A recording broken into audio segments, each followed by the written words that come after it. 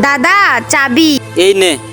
বলছি দাদা, কোচিং এর স্যার না একটা কোর্স করাচ্ছে, ওটাতে অ্যাডমিশন নিব। হ্যাঁ তো নে, কি অসুবিধা আছে? অ্যাডমিশনে 30,000 টাকা লাগবে। হ্যাঁ তো কি হয়েছে, আমি সন্ধ্যার মধ্যেই টাকা জোগাড় করছি। যা তুই বাড়ি যা। কি হয়েছে বলতো?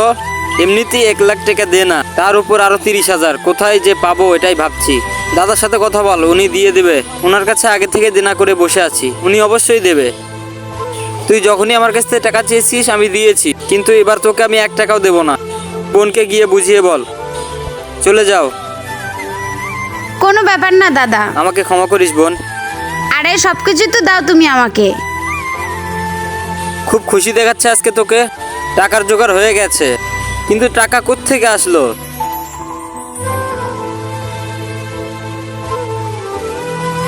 এটাই তো জানি না টাকাগুলো কে রাখলো। এতে তোর কি যায় আসে? তোর কাজটা তো হয়ে গেল। পুরো 30,000 টাকা আছে।